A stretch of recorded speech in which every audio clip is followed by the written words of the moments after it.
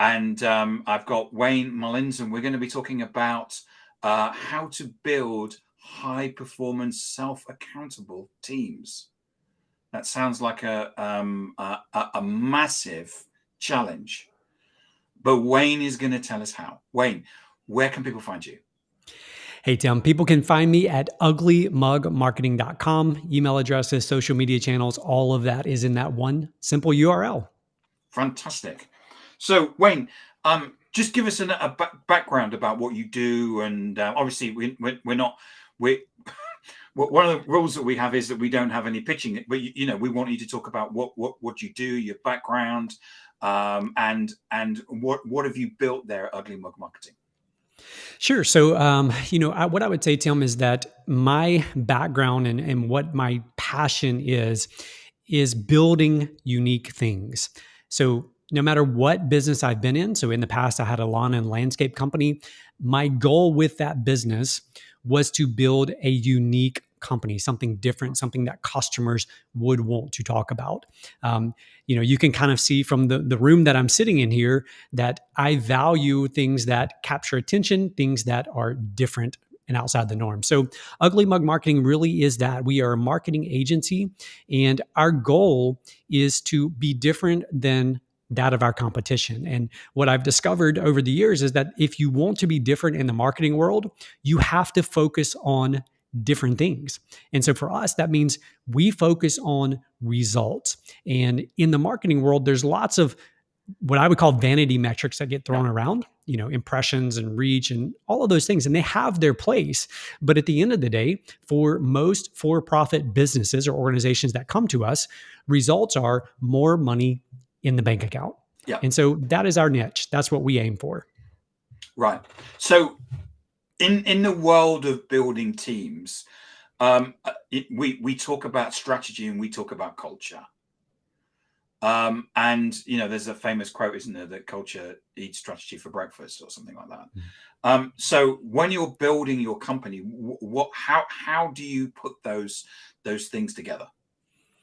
Sure, absolutely. So what I would say is, as we've come through the pandemic, one of the things that I constantly heard people talk about was that the pandemic broke their culture. And I would always lean into that conversation and challenge people to begin thinking, what if it didn't actually break your culture? What if it merely revealed the true culture that was there? Because when things are easy, when things are going well, that's not a true test of the culture that you have in place.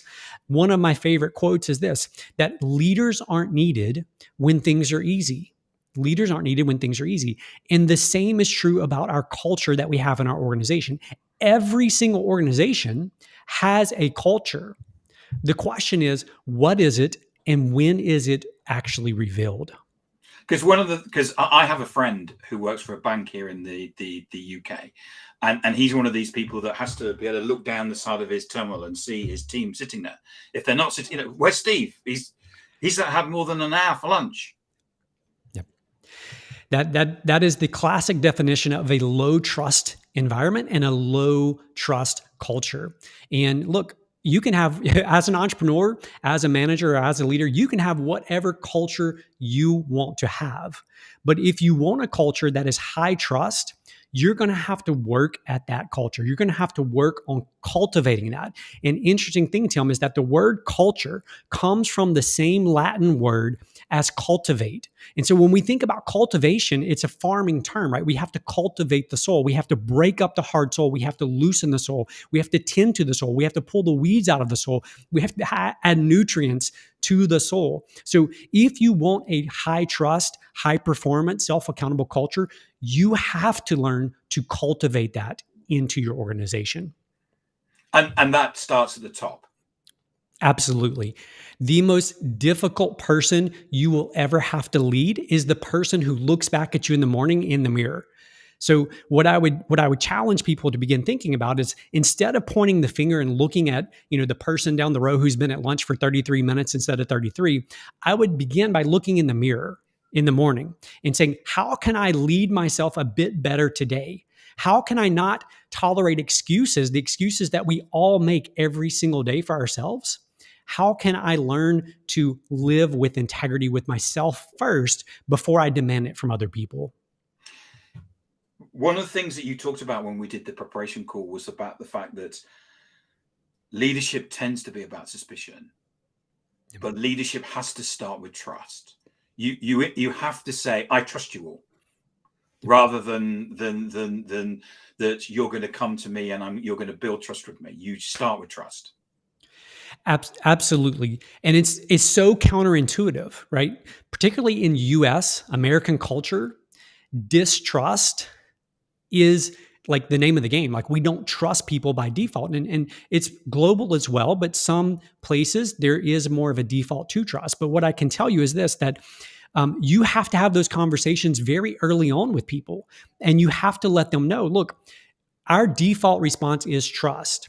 But in the moment of decision and in your moments of action, you as a team member here have the ability to either build additional trust or to build suspicion.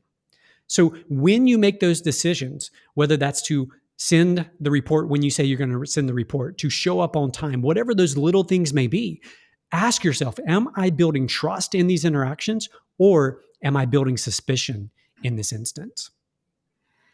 So how do you build a high performance culture? That's a loaded question. There's lots of things to do, again, because it's about cultivation, right? It's about the soul. It's about this constant work. But what I believe to be true is that if we think about like a grid with an axis, so we got an x-axis and a y-axis. Yep. What I would say is that on one of those axes, you have high alignment, and on the other one, you aim for high autonomy. And so as you move towards where those two meet, you're going to have low alignment and low autonomy.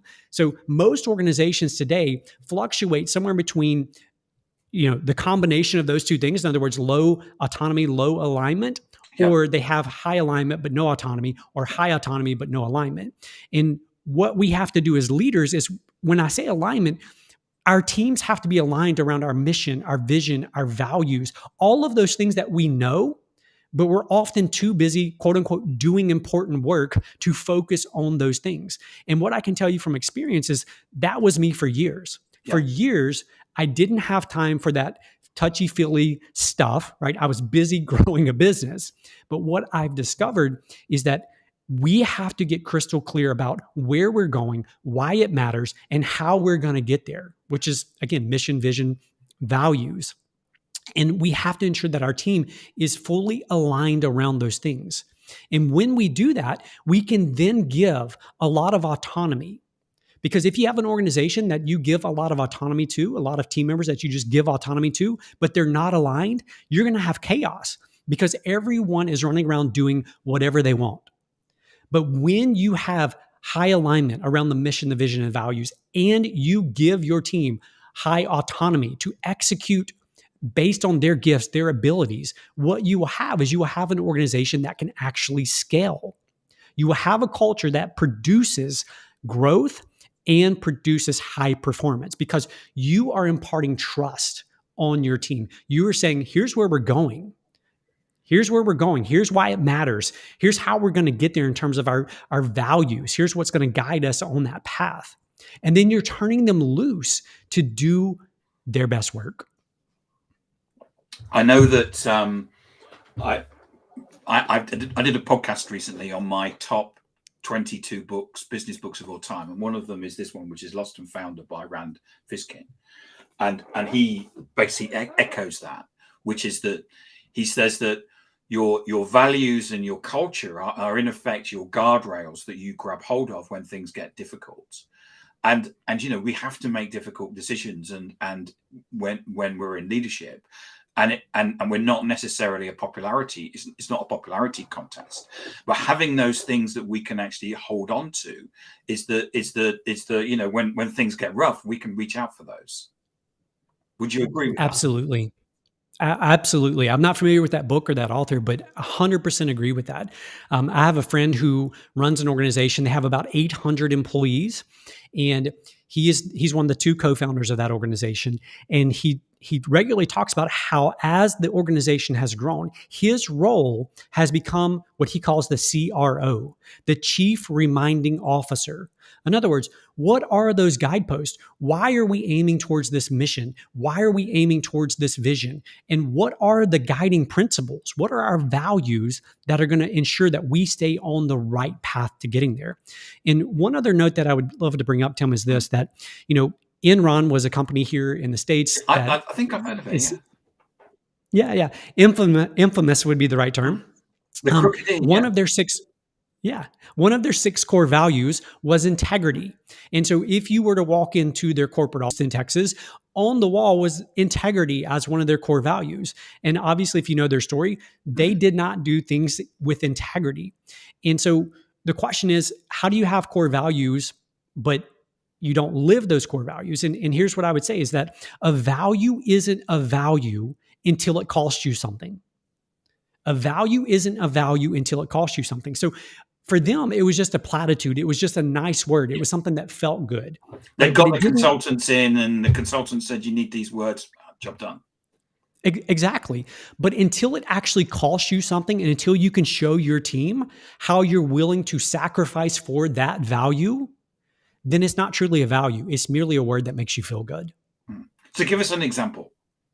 Sure. So one of ours is that we create remarkable experiences for people. And so a question comes up: if someone is going through something, let's just say that they had a loss of a family member, someone in their life passed away. So the question isn't, do we do something for that person? The question is not about that. The question is, we're going to do something. We're going to do something remarkable for that person to be there in that time, that difficult time. And so it doesn't matter. Like there's no need to get approval from me. There's no need to, ask, do we do something? Do we not do something? It's a core value. And so the question for all of us to think about is, when we look at our core values, when we list out our core values, what price have you paid to live up to that core value, to each of those core values? And if you can't answer that question, then it's probably not a true core value. Yeah. So I'm reading when I met you for the prep thing, I made so many notes. So I'm busily looking down. I'm actually going to bring my notebook up. So I'm actually looking at you, and I'm able to look at my notes at the same time. Now, you talked about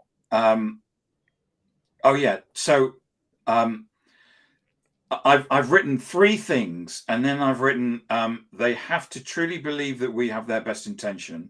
We have to push them into places into discomfort, and then there's periods. So you talk about having high performance teams are like muscles, as in muscles, not the shells. Right. And the fact that you need to actually push them into or out of their comfort zones, but also then keep them in comfort. Talk us through that. Talk me through my notes. Yeah, absolutely. So what I believe to be true, if you're going to build out a high performance team, just like you just said, Tim, we think about going to a personal trainer to get in physical shape. The personal trainer, any personal trainer worth their weight or worth their salt, is going to push you. They're going to challenge you. They're going to make your muscles hurt. Right? But then they're also going to give you time to recover, to allow that muscle or those muscles to recuperate. And so there's 3 core ingredients that I believe are so true when leading anyone and building a culture of people who learn to do hard things, who learn to excel. And it's this: number 1, they have to truly believe that you and I have their best interests at heart. In other words, we're not trying to manipulate them. We're not trying to just get them to perform on the job and work them as much as we possibly can. They have to believe that we have their best interest at heart, and that's where it begins. That is the foundation. So again, it goes back to the mirror. If that is not true for you, go back and examine. Ask yourself, what would have to be true? What do I need to work on in myself, so that I genuinely care about the people I lead, that I'm invested in their lives, not just at work, but I genuinely want to be invested in their lives. So that's number 1. The other 2 things are, we have to learn to push people into discomfort. We have to push them outside of their comfort zone. That's the only place that growth occurs. Yeah. But then to be wise as a leader, we also have to understand how much to push and how much to give periods of rest. In other words, if we're constantly pushing people outside of that comfort zone, we're going to create bad stress. There's two different types of stress, and we're going to create the wrong stress, right? We're overusing a muscle if we're using, the analogy of working out. We're Yeah. overusing it. So those three things we have to learn to keep in balance. I totally agree, and I think that um, one of the things that I believe, I like you run a small company. Um, Therefore, I know in a way, quite often, I will be a training ground for them to move on to do something else. And what I want is, in effect, sometimes if I'm honest with myself, I actually believe that I will train my people to leave. And in a way, when I'm saying that because I want to try and feel comfortable with it, because it's like it's so disingenuous as a leader to say that. But in a way, that's what I want, because um, I had someone leave recently, and we had it was such a sad thing when he resigned. But he came to us and my business partner, he said, "I am just so different than when I arrived. Yeah. You've opened things up in my head that I just didn't know, but that kind of is the reason why I now need to move on." What do you say about that in terms of the development of your people, about creating, if you're creating high performance, what do you do about the development? So 100% agree with you, Tim. And as counterintuitive as that thought and that feeling are, like what more of an accomplishment, what more of a reward could you possibly have as a leader than to raise up other leaders, right? Your job as a leader isn't to raise up other followers, right? That's not our job as leaders. And if we're going to build a culture of high performance, we have to raise up other leaders. And as painful as those conversations are when people do leave, the reward comes from knowing that when they go into their next thing, whatever that may be, that they are better as a result of having been with us. And I tell people, one of the very first conversations I have with people when they join our team is exactly that. It's, look, you're probably not going to be here forever. I'm not saying I want to get rid of you. I'm not saying I want you to go anywhere, but chances are you're probably not going to be with our company forever. But what I want to be true is that when you leave here, you are better as a result of having been here, and not just better as it relates to marketing, not just better as it relates to whatever the thing that they're going to do, but better as a human being, better as a leader, better as a sibling, a husband, a wife, a whatever it may be, right? Holistically, much better person as a result of being here. So I was going to say, in order to do that, if that is truly your belief, then you have to be intentional about the way you train people. And what I see so often is, number one, there's no intention around training. There's this vacillation between frustration and micromanagement versus truly investing and leading people into discomfort, right? As entrepreneurs, we tend to go on this roller coaster where we ignore so many things, and then all of a sudden we blow up and we jump in and we start micromanaging, and we, express all of our frustration. And so I view it as, we want this even path, right? We want this slow, steady incline where we're slowly pushing people, building people, and helping them become better versions of themselves. And that's about giving people autonomy, though, isn't it? And actually allowing them to make mistakes. Yes, absolutely. Somebody just recently shared a clip of Steve Jobs with me, and it was when he had left Apple and was doing Next, I think is the name of the company, when he had left. And a reporter asked him, what did he learn as a result of having been at Apple and then leaving? What was his biggest takeaway? And he pauses. I mean, it's like a very awkward, like 30-second pause. And he basically goes into this short clip where he says, one of the things that I've learned is that I now take the long approach with people. I now no longer jump in and try to solve the problem, but understand we are doing great work. And to do great work, that means great people are going to make great mistakes. And it's not my responsibility to fix the mistakes. It's my responsibility to ensure we're still doing great work. Yeah. And so that's exactly that same sentiment.